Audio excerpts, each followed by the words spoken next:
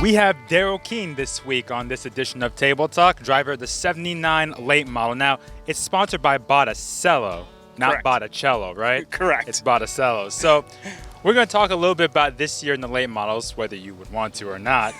But before we talk about that, how did you get into racing? My parents. I've been involved in racing since I think I came here on my first birthday for the Sizzler. My parents actually came here on their honeymoon for the very first spring Sizzler. So it's been in our family forever. My father used to race. My mother and my father used to race motocross and karts after that. And here we are. So how did you start your racing career and how did you work your way up? My racing career started as I want to say it was like 4 or 5 years old, and it was at Pomfret in Connecticut. So you raced at Pomfret, yes. Okay. And it was like a novice division. Me, my sister, the Buffingtons, and a few other people. I can't really remember all their names. It was a long time ago. Yeah, it was quite a ways, quite a few years ago. During the karting, we started to build a dare car. That division started here as the dare division, and in the meantime, I had actually started playing hockey. So I was playing hockey and racing at the same time, and hockey kind of took over. And we never ever finished the dare car. We sold it, and I continued playing hockey and went and played junior hockey. So what brought you back? I'm about 5'4" and 100-0 playing hockey at that level wasn't faring too well. I like to play D, I like to hit and stuff like that, but I'm just not big enough for it. And So when you came back, what'd you drive? I came back. I jumped into a street stock at Monadnock. Oh, okay. I ran that for about 4 or 5 races and ended up buying a late model to run at Monadnock because the street stock division was kind of going away. Mm-hmm. It wasn't really that many cars in it, so ran there for a few years, and I think we took some time off. We went to Thompson for I built a car for Thompson, and we only ran there like 5 or 6 times. Mm-hmm. And then I took a hiatus. Came back in 2008 back at Monadnock and ran a season there, and then went to Claremont. Oh, so you raced at Claremont as well? Yes. Okay.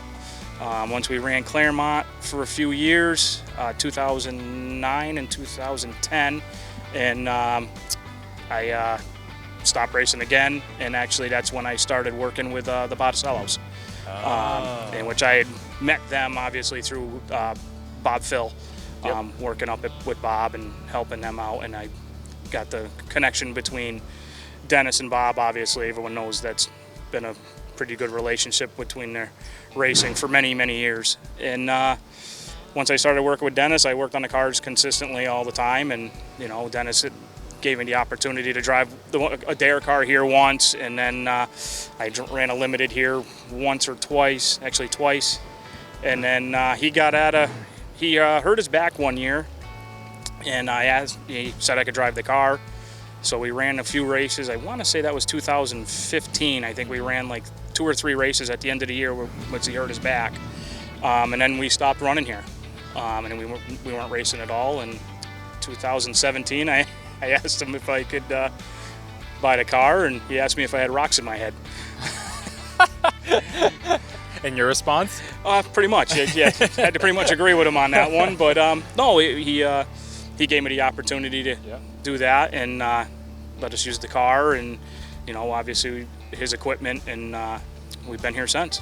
The rest was history. Yes, as you would say. So why 79 as your car number? That number started, it was a family number. My uncle was actually 79 here for years, but when me and my sister were racing karts, my father said, "Here's your cart." That was the number that was on it, and my sister's cart was number 38. And here you go, that was the cart that she had, my father. Okay. So it was just like a family thing. It started out when my father and my uncles all raced together with the karts, and the number's been in the family since. So how would you describe 2021? Up and down. Very up and down. We've showed a ton of speed. We've shown that we can run up front, and we have about as much luck as a bug going down the highway and hitting a windshield. We're good one week, and then it just seems like we just can't catch a break the next week. But it is what it is. It's part of racing. Favorite driver to race against? Favorite driver to race against? That's a good one. Stafford. At Stafford. I'd have to say me and Tommy Fern have had a lot of fun racing against each other. That'd be a toss-up between three guys, I would say. Tommy Fern, Mike Ray, and Adam Gray. Me and Adam Gray used to race against each other back and forth at Monadnock for years.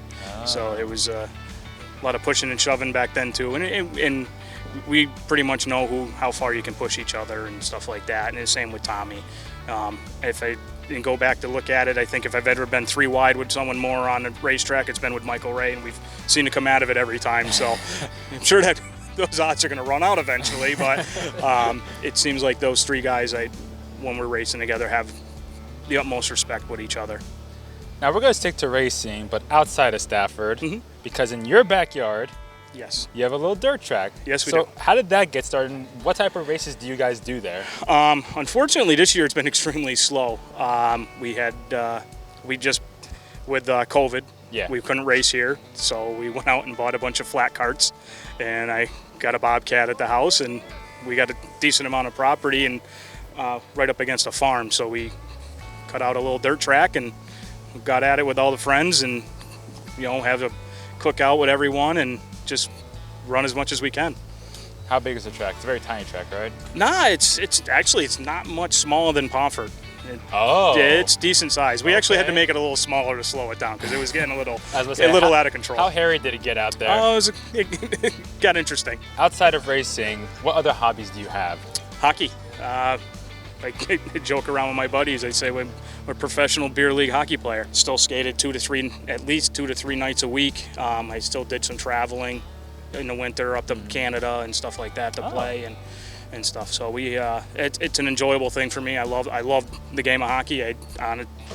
Honestly, if I was a bigger guy, and I probably would have stuck with that and kept the racing to the side. So, what is your occupation and / job outside of racing? I work for the town of East Longmeadow. I'm the highway and utilities manager.